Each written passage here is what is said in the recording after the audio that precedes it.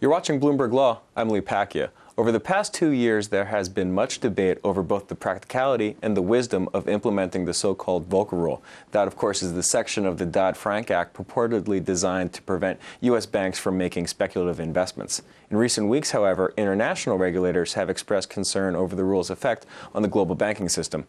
Joining me now to discuss how the Volcker Rule would impact foreign banks and financial institutions, we have Scott Cammarn. He's a special counsel at Cadwalader. Welcome. Thanks so much for coming in. Lee. So, regulating banks, suffice to say, is no easy task, especially when you consider how fundamentally interconnected our global financial system has become over recent years. That said, I'm surprised that opposition has surfaced to the Volcker Rule at this point in time. It's been an idea that's been batted around for a long time now. Right. Why this week are we starting to see concerns on the international front?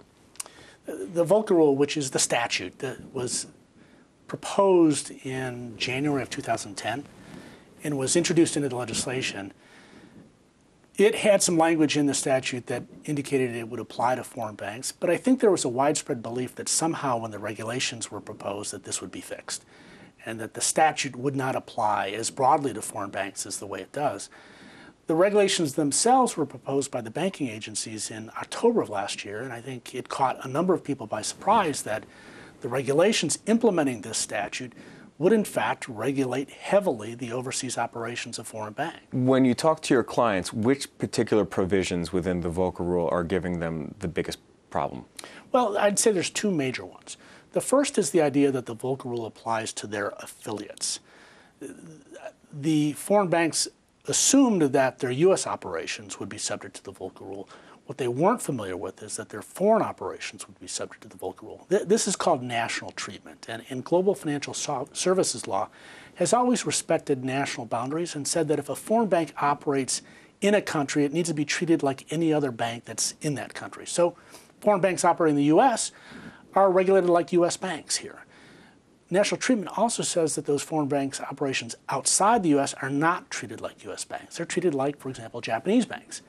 Volcker changes that, and it subjects all of their affiliates to these rules, and I think foreign banks weren't aware of this, and they're quite surprised by this. The other issue that I think has caught many foreign banks by surprise is kind of the narrow reading of sovereign debt obligations. The Volcker Rule restricts the ability of banks to trade in certain securities. There's an exemption created for sovereign debt if that sovereign debt is U.S. or state sovereign debt, but it doesn't recognize an exemption for sovereign debt of a foreign country. So the odd result is that, let's say a Japanese bank, the Japanese bank, its home office, its affiliates cannot trade in Japanese sovereign debt obligations, which is quite surprising to them, that this U.S. law would attempt to bar them from trading in their own government securities. These extraterritorial problems within the Volcker Rule, is there any way that they could be fixed feasibly on our end? It will be tough. This actually dates back to the statute. The statute had language that said that foreign banks and all of their affiliates are subject to the Volcker Rule. It may not have been intended when it was drafted to be read this way, but the way that the regulators are reading in the proposed regs is that it would apply to all of the foreign affiliates. Now, the regulators have some latitude to craft exemptions, but their exemptive authority is fairly narrowly written. It requires that the exemption actually enhance the safety and soundness of the United States. So in order to craft an exemption for foreign operations of foreign banks, they'd have to say that somehow this is improving the safety and soundness of the U.S. financial system. What should foreign banks be doing at this moment to try to figure out if they have to comply or what they can do to remain in business as they are today? Well, it's important for them to recognize, first of all, if they have a U.S. operation in the form of a branch or an agency office, they will be subject to the Volcker Rule as it's currently written. If they're subject to the Volcker Rule, they then have to identify with whom they're doing business. The Volcker Rule does have an exemption for foreign bank operations that do not do business with U.S. residents, so they'll have to establish procedures to make sure that they don't do business with a U.S. resident through their foreign entities. There are other provisions of the Volcker Rule, though, that apply irrespective of whether those persons are U.S. residents. There's something called Super 23A that restricts the ability of a foreign bank to make a loan to a fund that it advises. So to the extent a Japanese bank advises a foreign fund, it can't make a loan to that foreign fund at the same time. And there's really no exemptive authority for the regulators with respect to that provision. So that's going to be a tough one for the regulators to deal with. On a macro level, what would the cumulative effect be of this part of Dodd-Frank getting passed? I mean, how would this shift the global banking landscape? I'd say two ways. First, there are banks that are seriously looking at leaving the United States and shutting their operations because the game isn't worth the candle at that point. If they maintain a U.S. branch or U.S. agency office, they're going to subject their entire franchise to these rules, and it's very difficult for them to build compliance procedures to deal with these provisions. The other issue is that this really is a game changer in terms of how foreign banking regulation has existed in the world.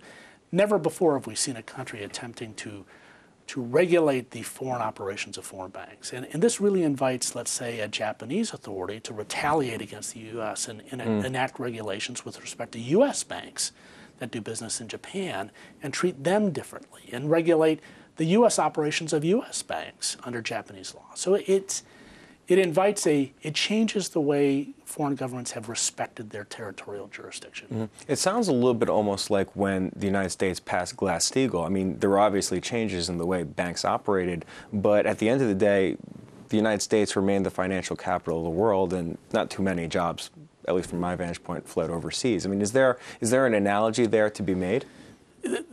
Yes, but I'd say we have different times. Back then, you didn't have email, you didn't have telecommunications, you didn't have the ability to transact business cross-border the way you do today. And therefore, banks that did business in the United States or with U.S. customers needed to stay here. Nowadays, it's just as easy to shut down the U.S. branch or U.S. agency office, return to your home office, and do business on a cross-border basis. A bank that shuts down its U.S. branch or U.S. agency is exempt from the Volcker Rule at that point, and it is free to sit in Japan or the UK and engage in these transactions with U.S. customers on a cross-border basis. So these foreign banks will be considering whether or not to shut down the U.S. operations and simply do business on a cross-border basis. Talk to me about process. We're at a point where presumptively Treasury is hearing from all sorts of regulators from all sorts of countries. What are they going to do with those complaints, and what's the way forward? There's a comment period. The comment period closes this coming Monday, February 13th. Letters will need to be received by the regulators by that date. At that point, the regulators, the SEC, the three banking agencies, and eventually the CFTC, will review these letters and decide what changes to make in the proposed regulations. Now, the regulators were invited to extend the comment period and to extend the deadline for Volcker in a hearing on Capitol Hill 2 weeks ago. It looks like they're not going to extend the effective date. So at this point, I assume that the Volcker Rule provisions will go into effect in July of this year. So for practical purposes, the regulators will need to come out with some type of final regulation, I suspect, in late April or May. All right. I have a feeling a lot of lawyers are going to get busy very soon. Yes. Scott, thanks so much for coming in. Pleasure. That's Scott Cammarn. He's a special counsel at the law firm Cadwalader. If you'd like to learn more about the cases or issues we just discussed, be sure to check out our offerings on BloombergLaw.com and also on the Bloomberg Terminal. I'm Pacchia. Thanks for watching.